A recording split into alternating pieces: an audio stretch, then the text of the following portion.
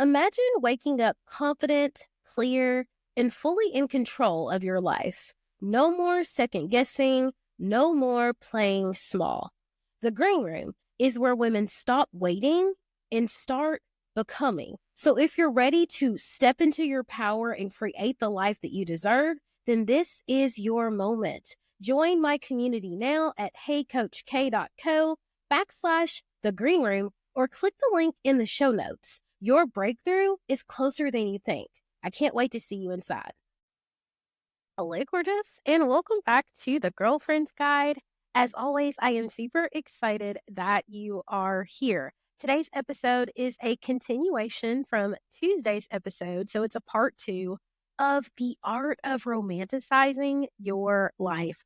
I say frequently that it's a key component to stepping into your main character era. So, if you have not listened to the episode before this, pause right now, go check out that one so that you have a really good understanding of what romanticizing your life is and isn't. And then you can pick back up and you'll be like right here on the same wave with us. But for those of you who are tuning back in, hey girl, welcome back.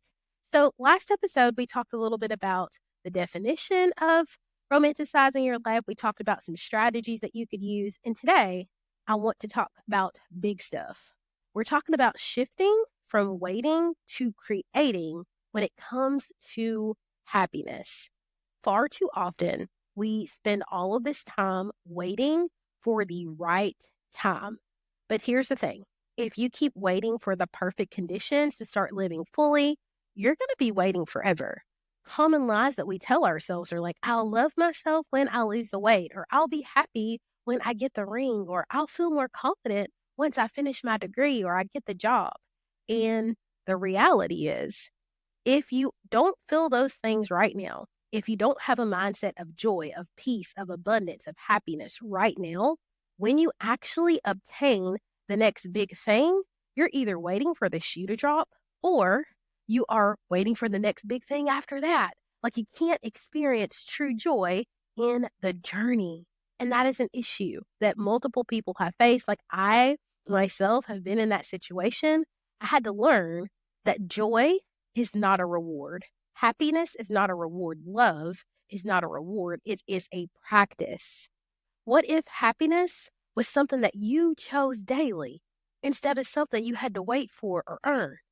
What if you allowed yourself to just truly soak in the moment of being at peace, at rest, of having a good time instead of planning for the future constantly or like really preservating or like just obsessing over what you don't have?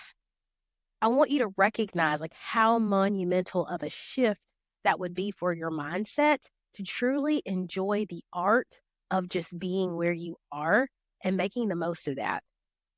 I often ask my clients when they're going through something and they are stressing out about something or they're creating anxiety, I say, what would the most radiant, confident, and fulfilled version of you be doing right now? Like the girl who already has a 6-figure business, the girl who already has the ring, the girl who's already got the degree, the promotion, the job, the whatever it is, what would she be saying right now? And why are you waiting to do or say that thing? Like, I want you to truly tap in to, even if it's maybe you can't experience the energy of having the ring, but can you experience the energy of the love and the happiness and the radiance that you would feel? Just a slice of that. And then can you stand in that? So my actionable step for you in this is to create a main character energy playlist. And I want you to listen to it anytime you start to waver, anytime you start to feel anxious, anytime you start to feel like you are doubting yourself. I want you to hit play on that playlist. So on mine, I have like Sia, I'm unstoppable. I'm a Porsche with no brakes. I've got a lot of Beyonce. I got some Taylor Swift. I've got some Demi Lovato, like music that makes me feel like I'm that girl. I am literally unstoppable when that playlist hits. It gives me the courage that I need, the energy that I need to take a risk again, to get back on the horse, to do the things that will create the life that I desire. So we are shifting. We're not waiting for happiness. We're creating it. Number 4 is we are going to focus on self-love and confidence because that truly shapes your main character era. Like, you can't step into main character energy if you're constantly doubting your worth. Can't. You don't see main characters like freaking out that no one is talking to them, that no one is picking them. And if they are, that's the beginning of the movie. And by the end, they are walking into the room like they own it. Like, I tell my clients all the time, girl, you better walk into that room like God sent you. Self-love is the foundation for everything else. We get to develop the habit of taking care of ourselves the way we would take care of people that we love, your mother, your sister, your best friend. And confidence is not about perfection. It's about trusting yourself even when things aren't perfect.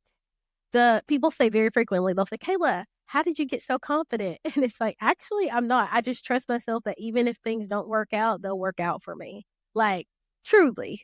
I'm like, you know what? Even if it doesn't go great, it'll work out for me. I am confident that I will bounce back. I am confident that I will survive. I'm confident that I will acclimate. And that comes by experience. That comes by failing and getting back up and not like making the failure characterize me. I see it as research. It's just data that didn't work out. We're going to try something new. And I'm not concerned nor consumed with what anybody else thinks of me. Why? Because at the end of the day, I go home to me, I wake up with me, and I believe in me, and I choose me, and I love me. And it took me years to get there, but I can teach you to do the same. Self-love is a practice. And so over the next week, what I want you to do is write down 3 things that you love about yourself every single night. I don't care if they're the same 3 things, but I want you to write down 3 things. I urge you for them to be different. And I don't want them to be, I don't want them to be surface level. Like, if you want to start out and be like, oh, I love that I have big brown eyes. I love I have pretty blonde hair. I love my smile. Go ahead. But I want you to really think about, like, what are the most amazing aspects of you? Are you resilient? Are you fun? Are you lighthearted? Are you a person who pays attention to detail? Are you charismatic? Are you empathetic? Like, what makes you you? And what do you love about yourself? When you start to fall in love with you and the person that you truly are, no one can take that away from you. No one can shake you. I want you to know yourself and love yourself the way that you know that your name is your name. If somebody said my name was Amy, I'd be like, okay, yeah, but actually I'm Kayla. No doubt, no second guessing. Like, no, I jokingly say sometimes my patients will call me names and I'll look down at my name tag and it's like, nope, still Kayla. Like, because it's a knowing, it's a certainty, but confidence is a muscle. You build it and you build it through self-love. Okay. So these are just a couple of things that I would put in my playbook if I were trying to romanticize my life, if I were laying the foundation for becoming the main character of my story. And I hope that these 2 segments, I hope they have served and supported you. This weekend, it is dropping on Friday, is my $7 Romanticize Your Life mini guide. I'm going to give you mirror work prompts, journal prompts, affirmations, a luxury list that you can ball out on a budget to create some plush and luxuriousness in your life. If you're interested in that, I want you to DM me on socials mini guide. I will shoot you the link back, or you can just check my socials because it'll definitely have a landing page and all those things. Let me help you, boo. Let me help you start to create the life that you desire. Have an excellent day on purpose, and we all will talk in the next one.